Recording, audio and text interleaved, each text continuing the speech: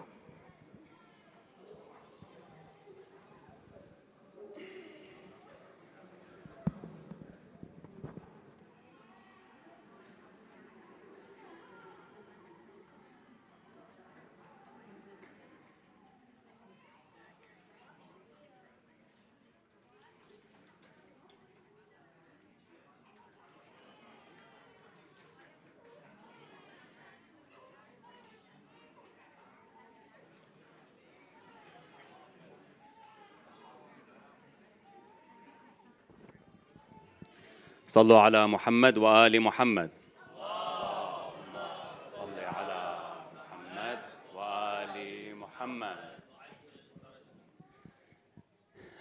Let's start off, inshallah, with the recitation of Surah Al-Fatiha for all the souls who have departed because of this man-made genocide.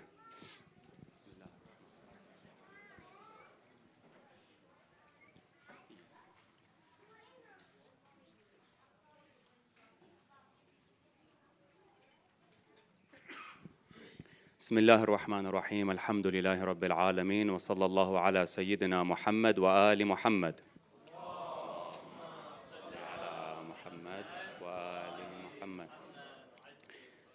بسم الله الرحمن الرحيم. إنما السبيل على الذين يظلمون الناس ويبغون في الأرض بغير حق أولئك لهم عذاب أليم. Blame is only on those who wrong people and transgress in the land unjustly. It is they who will suffer a painful punishment. We titled our program for tonight, Standing United with Gaza.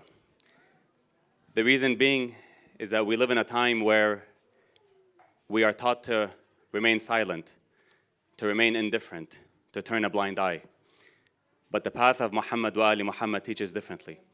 It teaches us to rise up and not be silent and stand with the oppressed. I want to start off with a poem by one of the martyrs from Gaza. His name is Rifat al-Arir. He was a professor of English, literature, and creative writing at the Islamic University of Gaza, which has now been completely destroyed. He was killed by an IDF airstrike on December 6, 2023, along with his brother, nephew, his sister, and 3 of her children. This was a poem he wrote in November, only a month before he had passed away. It's titled, If I Must Die. If I must die, you must live. To tell my story, to sell my things.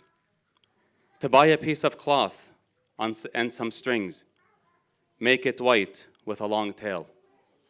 So that a child, somewhere in Gaza, while looking heaven in the eye, awaiting his dad, who left in a blaze, and bid no one farewell, not even to his flesh, not even to himself, sees that kite, my kite you made, flying up above, and thinks for a moment an angel is there, bringing back love. If I must die, let it bring hope, let it be a tale. Please help me in welcoming Sayyid Abbas Razviyan with a loud salawat ala Muhammad wa Ali Muhammad.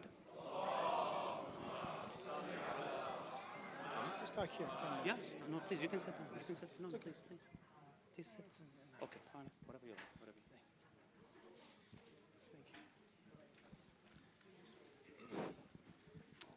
أعوذ بالله من الشيطان الرجيم بسم الله الرحمن الرحيم الحمد لله رب العالمين والصلاة والسلام على أشرف الأنبياء والمرسلين سيدنا ومولانا أبي القاسم المصطفى محمد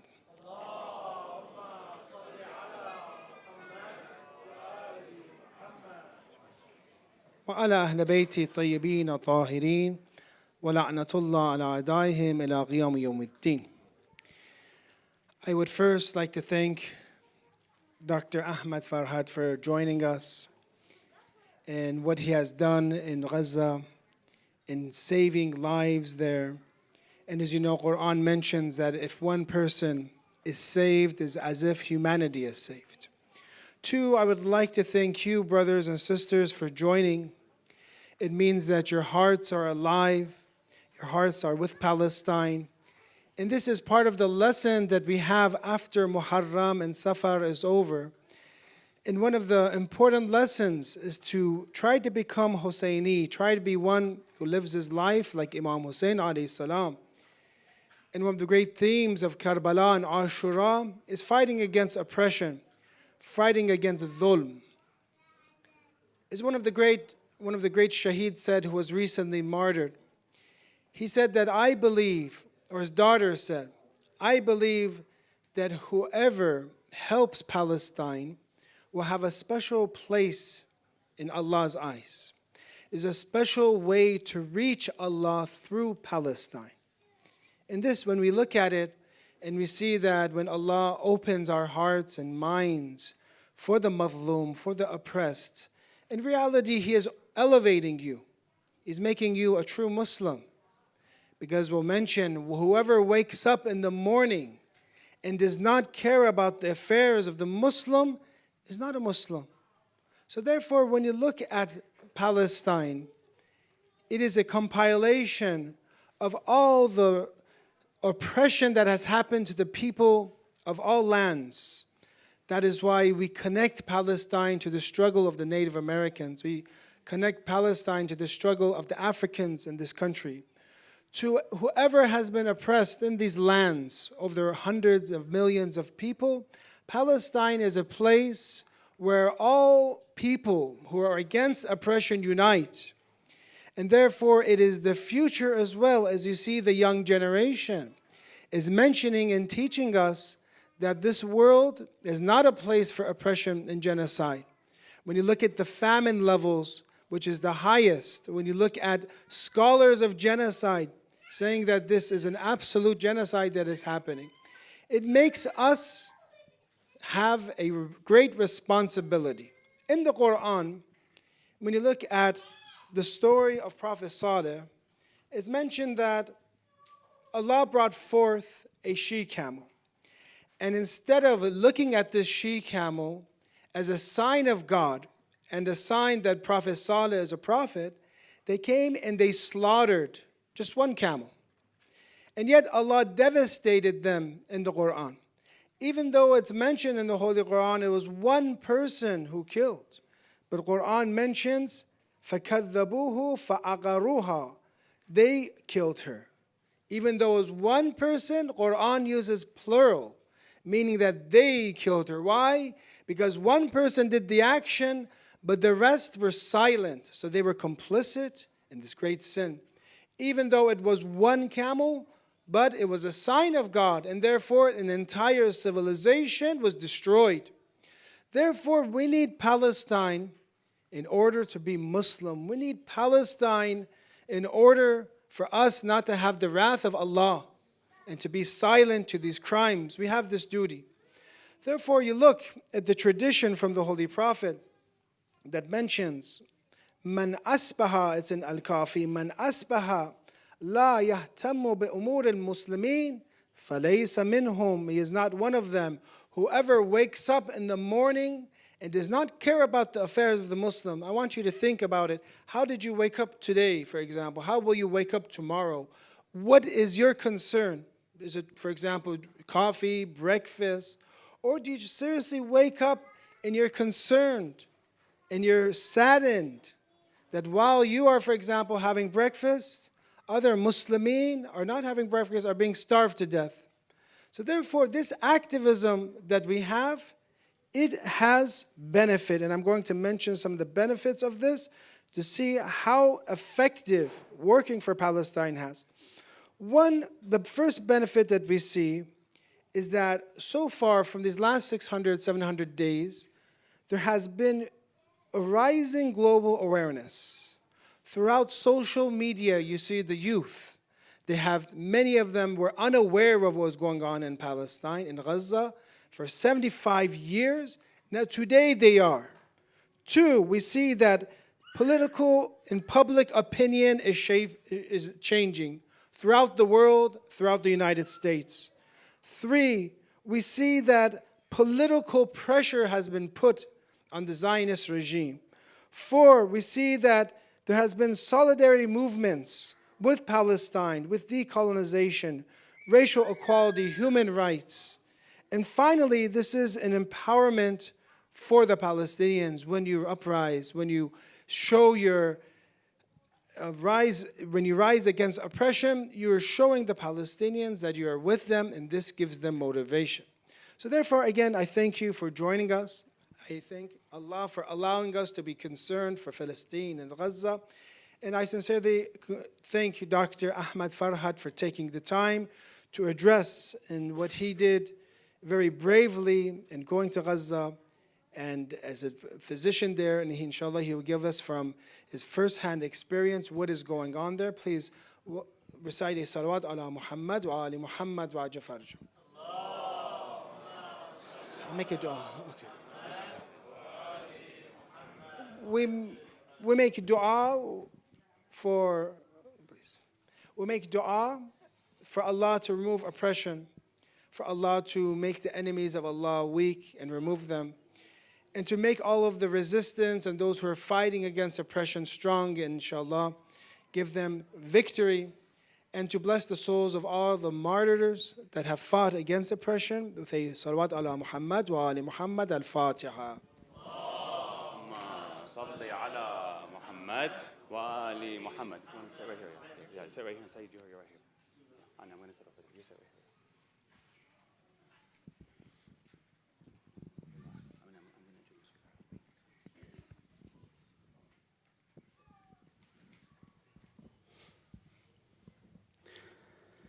you. أحسنتم سيد. Dr. Ahmed Farhat is no stranger to the Yasin community. He grew up here in Southern California and attended Yasin along with his siblings and family. He is currently an emergency medicine physician working at West Anaheim Medical Center. He completed a bachelor's in biomedical engineering before obtaining his medical degree from UCI. He trained and completed his residency at Harbor UCLA and recently returned from Gaza from a 3-week long medical mission. Please help me in welcoming Dr. Ahmed Farhat with a loud salawat ala Muhammad wa ali Muhammad.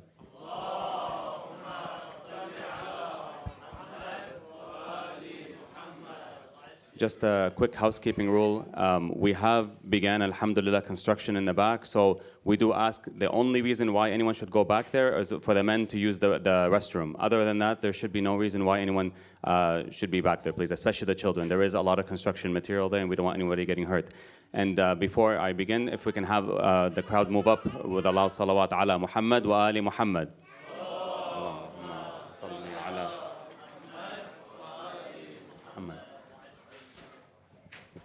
We want Dr. Ahmed, inshallah, to be the one doing the talking today. So I will keep my questions very brief, and it will only be just to guide the discussion, inshallah.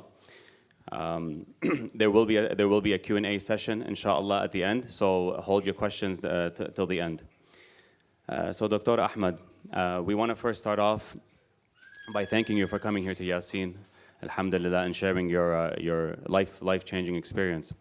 May I first start off by asking, how did this opportunity even present itself? You know, many of us sitting here today, we wish we could do something for the people of Palestine. We watch in anger and in distress with what's happening in Palestine. But you've had this opportunity. How did you discover this opportunity? What was the process for selection like? And how accommodating was your workplace when they found out that you wanted to leave to Gaza? Assalamu alaikum wa rahmatullah. So, before giving this talk, I was very nervous. And I'll answer all these questions as well, but there's one thing I want to say first. And it wasn't so much nervous from the aspect of public speaking. I think you'll see from the photos above that this is the place to be nervous, and it's not here among your brothers and sisters.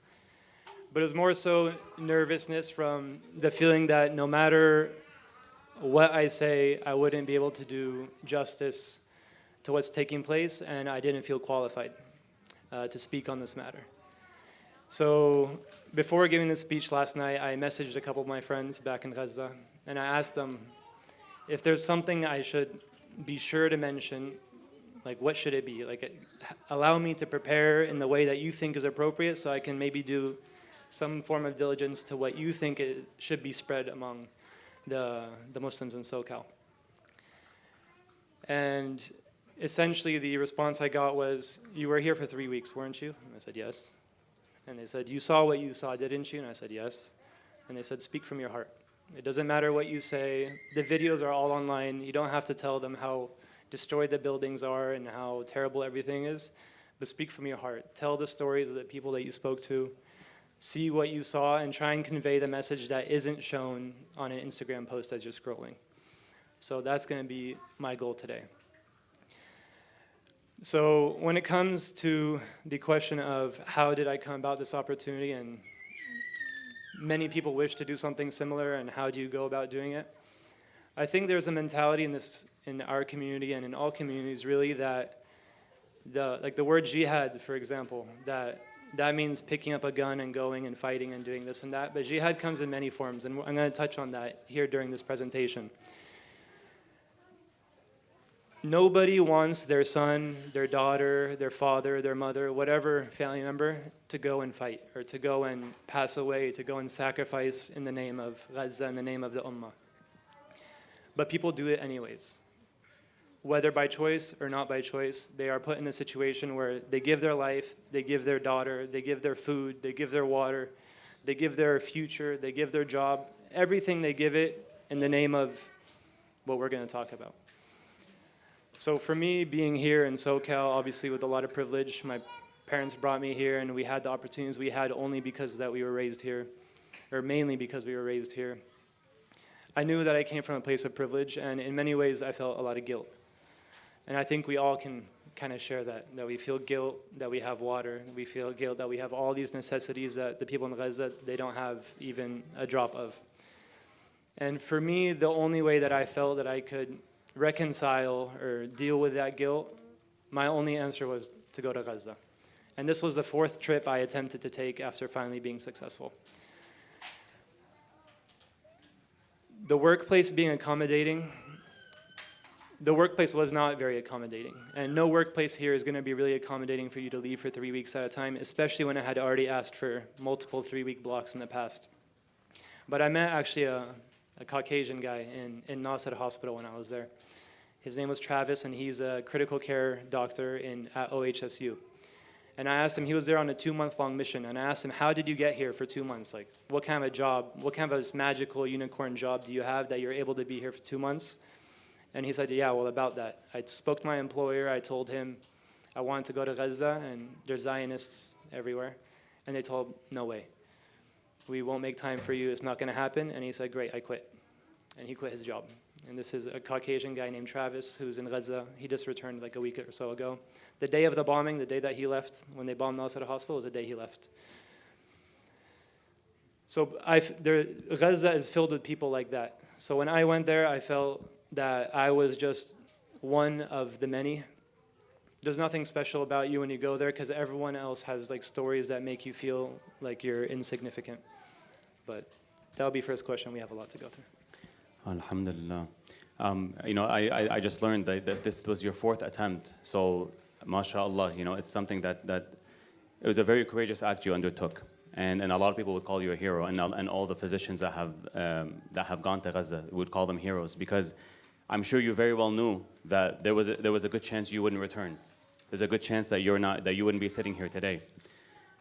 How did you know you were ready for this kind of mission? And how did your family and loved ones react? I know that you have a 6-month-old. This must have been something extremely, extremely difficult for you and your family. So any family that cares about their kid is not going to be supportive of them going on this trip. And my family cares about me, and initially I would say they were not supportive, and rightfully so, because if my son one day grew up and wanted to do the same thing, I would also have my hesitations like any caring parent would. And it took me a while to come to the conclusion that every parent feels that way about their kid, whether you're from Lebanon, you're from Yemen, you're from Gaza, wherever you are, all these men who are fighting, everyone has kids, everyone has parents that care about them just as deeply as my parents care about me. And I felt that my blood is no more expensive than anyone else's blood just because I was born into privilege here. And speaking on that, it didn't really sit with me, like the gravity of what was taking place until, so on the way to Gaza, you fly into Amman in Jordan. And in Jordan, there you pass into the border into the West Bank, and then from the West Bank you go through Israel, and from Israel into Gaza. The day before you pass into the West Bank, you sign a waiver, and the waiver is a couple pages long, and I didn't really read it until later on. But there's multiple lines in there that talk about how the group that I went with, my group was called Rahma. The group that I went with is not responsible for your death if you were to go. And you sign on that line and you say, Tawakkalna Allah, and we're going to go, and inshallah khair, and then you put your next of kin, which is my wife, and you say, it's in Allah's hands now, and you just almost don't think about it and you go. I don't think you're ever really quite ready to do something like this, but also I don't think that, again, you might use the word hero, but I don't believe that someone's a hero for doing for 2 to 3 weeks what people over there have done for 700 days. So I don't really like that word, but we can continue. MashaAllah, you're a hero in many people's eyes. So you said you landed in Amman, and from there, from the West Bank, you traveled and you made your way to Gaza. Can you describe to us the scenes that you witnessed and when you first entered Gaza, like what were the first thoughts in your mind? I'm sure you, like all of us, have seen the social media videos, the profiles. You had an image of your mind of what Gaza was like, but what was it like to actually experience it firsthand when you're looking out the window? So you first go to the border with Amman and the West Bank. So you enter through that border, you're searched. At that border, the IDF, they have very loose rules as to what they're able to do with you. For example, sometimes they search you and sometimes they don't. In my group, there was 15 physicians who were set to go into Gaza, and 7 of us were able to enter. The other 8 were denied entry and for no reason. They don't give you a reason, they just say that you're not going, pack your bags, go back to the country that you came from, whether Egypt, Masr, Egypt, like UK, France. There was doctors from all over and they just packed up and they went home. Of the people who enter at the border with the West Bank, the IDF searches you. And they search you with as much detail as they like and with no time limits. So there are a list of banned substances that they say that you cannot take with you into Gaza.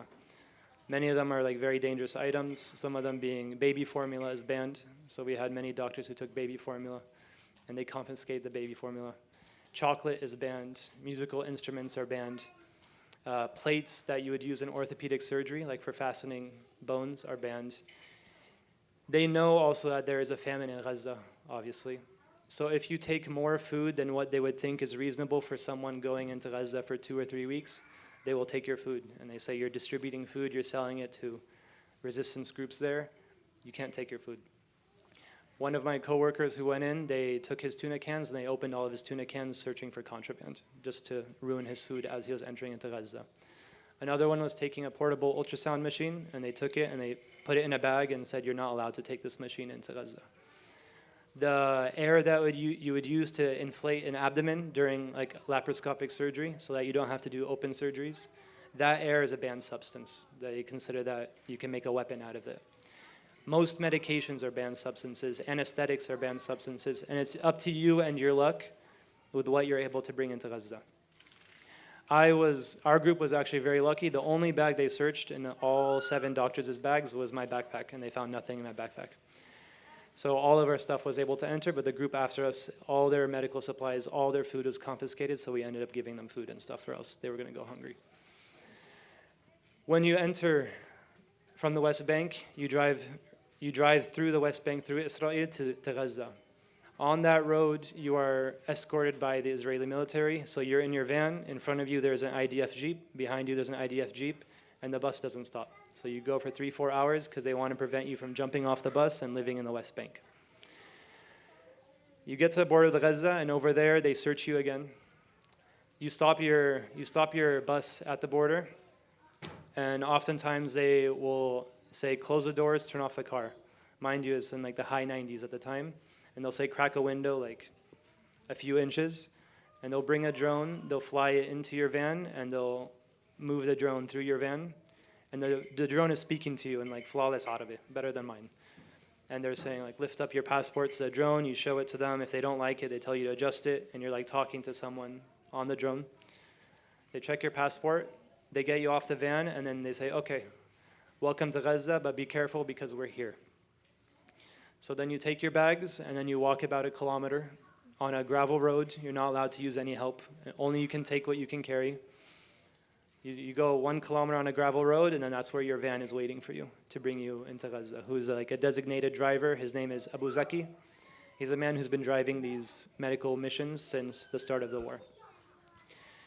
When we arrived in Gaza, we saw there was a group of, I believe it was 7 or 8 young men, ages 12 to 14, standing there in tan matching t-shirts and pants. And they told us that they had just been released from captivity by the Israeli military that day. So when we're going to talk a lot about the aid distribution sites. When people go to these aid distribution sites, they're not only killed, but people are taken as hostages, as prisoners for interrogation. These boys were taken over 1 month ago from one of these aid distribution sites. And when Israel, or when the IDF decides that they're done with them, what they do is they open the door and they say goodbye. And they just release them with no phone, no means of contacting family. It's hot, and they are miles from where people live. And they are disoriented. They don't know where they are. They've been taken there by blindfolds. And it was just complete luck that we happened to find them as we were entering Gaza. So our driver brought them in to our van with us. Otherwise, they'd be miles away from anything and certainly dead. So they were very, very grateful.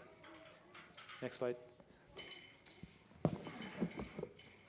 As we entered so when you enter into Gaza, the Israeli military gives your driver a route that he has to drive into Gaza exactly. You're not allowed to deviate from this route even by one street because there's always drones above you and you can hear them and you can see them and they follow your van. Our route when we entered into Gaza was through one of the aid distribution sites at the time of aid distribution, which had never been done before by another medical group. So we were driving after passing through 1.5 miles or so of complete destruction. Not one house is around, but I'm not going to show that because we've all seen those videos. We drove through the rubble of Rafah, and then we entered to the aid distribution site during the time of aid distribution. Over there, we saw the IDF. They have like these mounds of dirt in a U shape, and at the center, they have tables with the food, like in boxes and bags of flour and rice and sugar. And the Palestinians are like a wall of, like in the Hunger Games, and they opened the wall, and then everyone ran at the food. As people are running at the food, the IDF and whatever mercenaries are with them start to shoot at the people. While we are standing in the van watching everything, shamelessly shooting at people. None of these people have guns. You'll see photos. None of them have guns. None of them are armed. It's well known that there's no threat to them, but they're shooting at all these people as they're laying on these like dirt mounds, like shooting at them like they're in like a video game.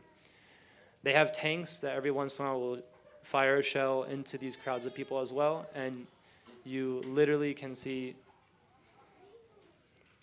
pieces fly from people in front of you. So as we drove up to as we were entering through this area, our driver yelled to the IDF group, said, "Hey, while we're driving through, stop shooting." As we're like passing through, like we have Americans, we have people from the UK, we have foreigners. Stop shooting, let us pass. And they said no. So they went back and forth for a while, and he finally agreed, and he said, "Okay, we'll stop shooting." So our van continued. We got maybe 10 feet away or so, and then the bullets started again, and they're flying all around the van. We're watching people get shot in front of us. There's people on the sides of the road calling, saying, "Help me."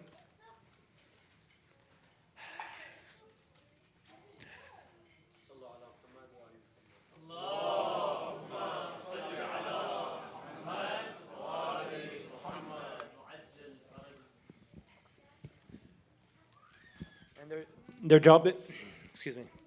They're dropping their bags of flour as they're being shot, as you can see.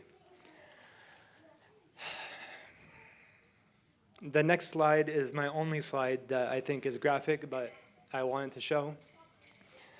So if you have a stomach, please look away. But these are people that were alive minutes ago, getting flour and rice, and they were killed. And all through the road is just bags of flour mixed with blood. You can go to the next slide. And Ahmed, if I may add, they allowed you to take these photos? No, the photos were not allowed. Okay. They said they would shoot if they took photos. I actually didn't take those photos. One of my colleagues who's braver or dumber than I, I'm not sure, took the photos. This photo was published on the online news. This is one of the doctors who was with us, an anesthesiologist named Dr. Rami. He's Jordanian, but he works in the UK, or in Germany rather. We were able, in addition to the hostages that were released, we brought 3 people who were shot getting aid, and we brought them with us and we took them to the hospital. And this is like the photo that was released in the news. There's 1, 2, and there's a third one who's in terrible shape. And we were able to bring them to the hospital, and I'm not sure what happened to them. And that's her driver, Abu Zaki. Next slide. This right here, so the first night, I worked primarily in the north of Gaza, in the very north along the border of where everything was happening. The first night that you enter into Gaza, you're not allowed to go all the way to the north, so they stop you in Khan Yunis. This is Khan Yunis. In a area that's about 2.5 to 3 miles long and 1.5 miles wide, there are 700,000 people living in tents. All of these people used to have homes. Obviously, none of these tents existed. This land was never flat. This land was only flat after the invasion. The idea flattened it, and the Palestinians moved in, and they made a city out of tents. Can you describe to us what building they left lying there? I actually don't You even don't know. No. Every once in a while, they leave particular buildings, and it's known that those buildings, they're gutted from the inside, but the Israeli military themselves was in those buildings. And they leave them because, in theory, if they return, they have a place where they can stay and watch. But those buildings are not functional. There's nobody in those buildings. That's a great question. So there are aid trucks that would come in. The aid trucks that the Israelis usually let in have tents and body bags. So oftentimes tents are in plenty supply, and body bags are usually in plenty supply. Those are the aid trucks. Oftentimes when you see videos of the aid trucks being let in, those are the two items they carry. Next slide.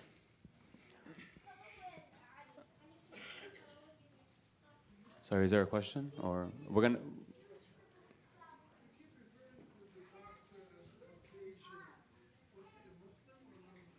He's not Muslim. Many of the doctors who were there were non-Muslim. Over there, they don't care about your religion. They just care that you see them and you hear them and you tell their story. As we're driving, Gaza is filled with scenes like this, but this is just one little boy who, as you're driving by, people either live in tents or they live in buildings that were destroyed, but the walls are still up, so they put a tarp over and they live in a whole family, sometimes 15, 20 people will live in a building like this. And you drive by and you see like these little kids that, it's kind of grainy, but you can't really see. But you see these little kids, 3, 4, 5 years old, and yet you just wonder, like, what is going through this kid's head? What crazy things has this kid seen? Like, what childhood does he have, essentially? And as he like watches your van drive by, and you like make eye contact with him, and you wonder like how different our lives are. And when you say, Dr. Ahmed, when you say that the van drives by, are there even roads? Like how does one even navigate in something like this? There are roads that the IDF left, and they're all strategic roads that they use. So every road that you drive on, the military has been on. Every road that they don't drive on, it's like a dirt road, very lumpy. I mean, the fastest I think in 15 days that we were ever traveled by van was like 25 miles an hour. So like even their best road is not good. But there are some roads that exist.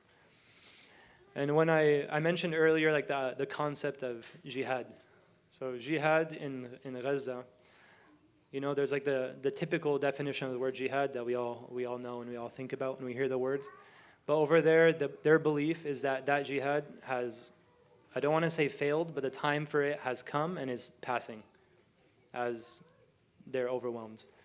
So right now, the people of Gaza, they say that the biggest jihad is medicine.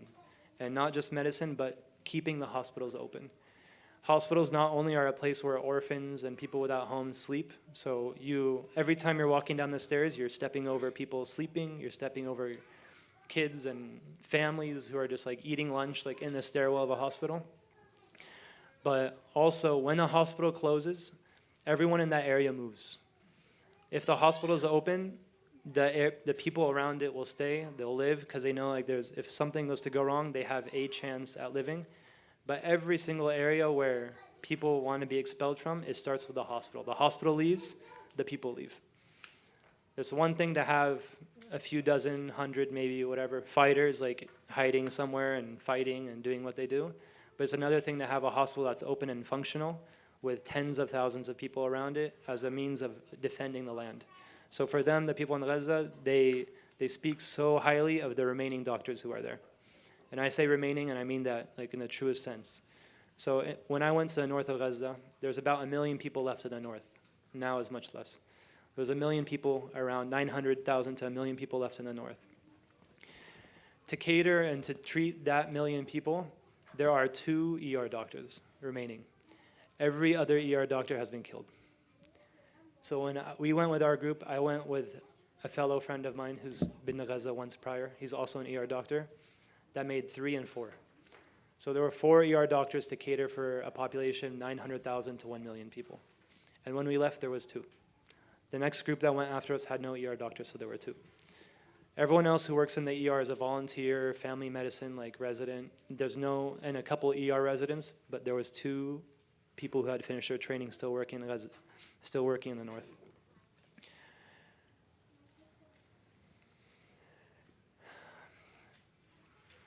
When we talk about like the kind of patients that were there,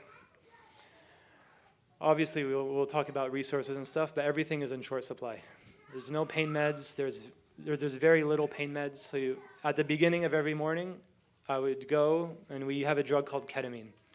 Ketamine is like a drug that you can use for pain, you can use for sedation, you can use for surgery. You can use to put like someone's shoulder back in place. I use it today at my workplace. You can use it for all kinds of things. Over there, it's their wonder drug. They use it for everything. They don't have a lot of it though, so in the morning you go, it's like the place where they keep all the drugs. And the guy who's there distributes like ketamine to each person who is capable of using it. So in the morning, I'd fill my pockets with ketamine. And my job was to ration this medication among the people that I would see. This was a little boy who was shot in the stomach by a quadcopter. So there's quadcopters, they're like 5 or 6 feet across, and they have little machine guns on them. Sometimes they drop bombs, sometimes they shoot bullets. This little boy was shot by a quadcopter, which means that someone's controlling it, looking at a camera, pointing, and clicking the button to shoot. It's not accidental, it's very deliberate. He was shot in the stomach. By the time that I had seen this kid, I had run out of ketamine. So the medication that I was able to offer him is diclofenac. It's essentially like ibuprofen. So I gave him ibuprofen, and I wrapped his stomach with a bandage to apply like some pressure on it so it would stop bleeding. In his pain, he was crying, he threw up. As you can see, he's on the floor, there are no beds. We gave him an IV, and in the time that I was waiting for a CT scan, because there's one CT scan for all of the north of Gaza. So if you're at another hospital, that patient needs a CT, you send them to Al-Ahli hospital for the CT. In the time that I was waiting for the CT scan, he passed away. So he passed away in pain, he passed away hungry.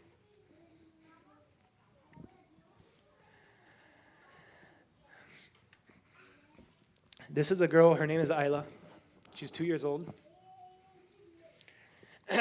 So as I was making this presentation, we've all seen gut-wrenching, heart-wrenching stories of people in Gaza. I have about 1,000 photographs, so I had to go and I tried to be selective about the ones I picked, the ones that weren't too graphic. And these are the handful, but I pray that people forgive me that I didn't tell their story. But this girl, her name is Ayla. She's 2 years old. Obviously, there's a famine there. So going to get aid is risky. There's risk both in going, you might get shot, you might get run over, you might get, etc.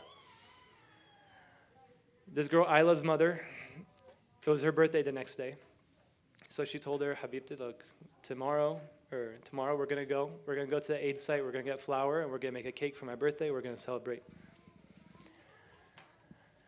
So they went to the aid site to go get flour, and of course when you're at the aid site, the Israelis started to shoot. People panic, people started running around, and Ayla was trampled. And she passed away. As we were working on her, so over there we triage. So we have like blue cases, are cases essentially that we say there's no use in helping them, they're going to die no matter what you do. We have red, which means critical, like if you intervene on them right now, you might be able to save them. And we have green, which means like, oh, it's a broken bone, like they can wait till tomorrow, they'll be okay. So when she came into the hospital, she was not breathing, so she was a blue case. Usually what you do for a blue case is you put some oxygen on them, and then you say, like, you tell their family to do dua and just wait for what's expected. For her, I was bagging her, so I was like giving her ventilations with my hands, and then after she was determined to be a blue case, and her family's around me crying, begging me, telling me to do whatever I might be able to do, and I'm telling them like, pray for Allah, wahid Allah, do all these things, and she starts to breathe. And at that point, I decided that, you can't, there's no way you're going to be able to let go. So I got comfortable and I said, I'm going to be here for a while. And until she either dies or she lives, I'm going to sit in here and I'm going to ventilate her. And I don't care what happens around me. If this is the one patient I came to Gaza for, let this be it. So I sat there, I was ventilating her, 15 minutes, 20 minutes. She slowly starts to wake up, starts to look around. And another doctor, the resident who had came and declared her a blue case, came to me and he said, like, what the hell's going on? How is she alive? I thought she was blue. I said, come here, help me, stop talking. And we started working together. And then the oxygen ran out. So I asked the nurse, like, Sharif, please, Habibi, go get oxygen as fast as you can. Everything else you're doing doesn't matter. He ran to go get oxygen. In the time that I'm waiting for the oxygen to come, she throws up. I try and use a suction. The suction's not working. She starts to, we say, aspirate, which means she inhaled the stuff that she threw up. She stops breathing, then she dies. I can say with near 100% certainty, had she been here, had I seen her today on shift earlier today, she'd be alive. But because of the lack of the very basic resources of oxygen, of like suction, of things that even like an urgent care here would have, children are passing away in Gaza from things like this. Every single day, I have an album full, and I'm sure every doctor who goes and comes back has the same. That's one question that a lot of us had for you, Dr. Ahmed, is that what resources did you have over there? I mean, antibiotic, anesthesia, surgical equipment. How could you even perform your duty as an ER physician in a place like Gaza? Your resources are almost non-existent. You have, like I mentioned, you have ketamine, which you can use for a variety of things. You have some pain medication that you have to be selective with, which is ibuprofen. You don't have any narcotic medication. No morphine, nothing that's actually worthwhile. Oxygen is very limited, as was just demonstrated. Suction doesn't exist. I'll show a couple photos of like the ER. There's almost no resources. So what I ended up doing is my goal when I went there, you forget all like the critical care that you learned here, and it essentially becomes, what can I do to make this patient live 24 more hours so that somebody else can see them under like more calm circumstances. So what I ended up, my like specialty in Gaza became, I would have a room in the ER usually, and I would tell the nurses, don't let anyone into this room unless they were shot or stabbed in the chest or in the stomach and in the head if they were still breathing. So they would only bring me those patients. Anything else that was like less than that, I said, give it to somebody else. Give it to a resident, let me handle, these are the ones that I can handle and I can intervene on. So I would, like if you're shot in the chest, sometimes blood or air might accumulate around your lung and that'll kill you in a matter of minutes. So what I would do is I would do things like chest tubes, where you bring the patient on the floor and you lay them down. It's the photo on the left. You essentially make an incision in their chest and you open it up and you drain the blood, you drain the air, oftentimes with no pain medication, and you're doing this on the floor and in not sterile conditions. Essentially everything that you would never do here, you're doing it over there. So I would just do chest tubes. I essentially became like a chest tube machine. Or if someone was like shot in the leg or something, I would reduce, put their bone back where it's supposed to be, secure the fracture, and call like a surgeon or something. One other like quick story that I want to mention is a gentleman on the right hand of the screen. It might be difficult to tell, but I'm in my like, gloved hand. There's a syringe. That's my ketamine that I just gave him. He had been shot. And then in between my fingers is a coin. It's like a 5 shekel, like Israeli coin currency. So I've given ketamine to at least 1,000 patients. Patients in this country, when you give them ketamine, oftentimes they have happy dreams. So kids will dream they're on the beach. They'll sometimes say funny things like, Mom, why is your head so big? Like they'll do something funny because they're loopy, essentially under the influence. While you're like doing surgery on them, while you're reducing a limb. My first day in Gaza, I gave this gentleman on the right some ketamine for a chest wound that he had before we chest tubed him. And he did something I've never seen a patient with ketamine do. Oftentimes, like, it disinhibits you. So it brings up what's on your mind. Some people like confess weird things. Some people will say weird things, like they do drugs and they do all whatever. This man in Gaza, he reached into his pocket, he grabbed this 5 shekel coin and he put it in his mouth. And in my mind, I couldn't help but think that that's because he was so hungry. His brain told him, reach into your pocket, find something, and he put a coin in his mouth and he started to choke on it. So me and another guy, like we struggled getting this coin out of this guy's mouth. Eventually, we did, but I've never seen anyone do that. I'm early in my career, but at least 1,000 a sample size of at least 1,000. I've never seen that happen before. Over in Gaza is the only place where you will do surgery on someone with only enough medicine where they're asleep, but they're still like twitching, you know, as like the surgeon is cutting into them, opening up their heart, their lungs. And when they wake up, they're not asking for pain medicine. They ask for something to eat. They think like you're a doctor, you might have food. So they wake up and they ask for food every single time. Nobody asks for pain medicine. They only ask for food. This is an image of one of their better beds that they have in Gaza. So it's like missing wheels. They put little bricks under it to kind of support it so it balances right. This, if you get one of these beds, it means like you made it. Like you're in a good spot in this hospital. My time in Gaza, I was in the north. I was between 2 hospitals, Al-Ma'madani, the Baptist hospital, which is like right on the border, like about a couple hundred feet from where the red zone or like the active fighting was taking place. So it was like the closest point to there. And then Shifa Hospital. Shifa Hospital, as many of you know, it's been sieged twice. It's about 95% destroyed, and the ER functions out of a clinic. So like the old outpatient clinic is where the ER is. When the Israelis came to Shifa Hospital, they didn't hit it with an airstrike. They didn't blow it up. They took doctors hostage. They left them there for 11 days. They used to give them 3 fasulia beans every day, like 3, I don't know what bean, lima beans every day to sustain them. And one of these doctors, his name is Dr. Mu'taz. He became a close friend of mine. They didn't destroy the hospital. What they did is for 2 days, they went room by room and they set the rooms on fire and like they set small explosions off in the rooms so that the hospital would stay standing, but it was completely unusable. And not only that, they went room by room and deliberately destroyed each machine.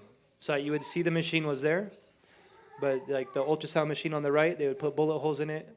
The other machine on the left, they would just like snap the screen and shoot a bullet through it. They went room by room and made sure that there was nothing salvageable at all in this hospital, and then they left it as is, standing. And then they left.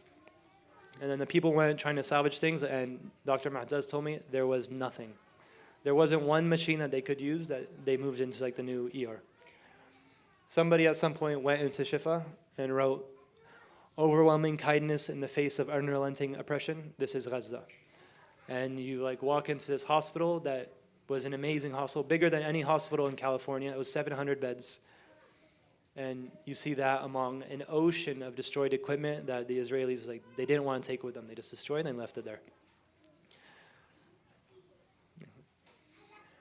Despite all this, the people in Gaza, they're still determined to like lead semi-normal lives.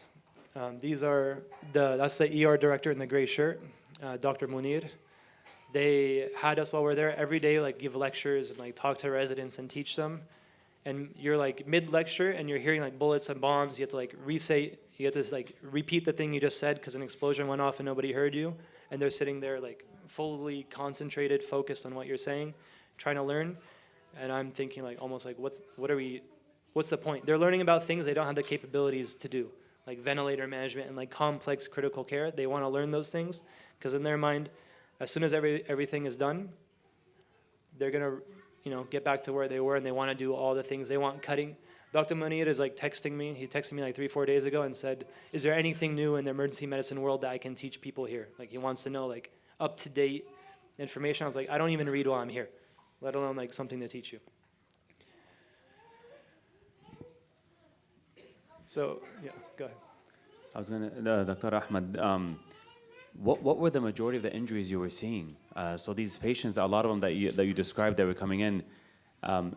Two questions I have for you is that as they were a lot of them were aid seekers, right? They were going to seek aid. Do they not know that there is a very, very good chance that they won't make it out alive? And then secondly, what were the majority of the injuries? What was being targeted? Or what was the majority, what was it like that you were treating? So it was interesting. Over there, the majority, like people, maybe you've heard something like this online, but about more than 90% of the patients that I saw in the ER were from the aid distribution sites. That's where all the injuries come from. Each day almost would have a theme. So like one day I'd be in the ER and say like 80% of the gunshot patients that come in are to the right groin.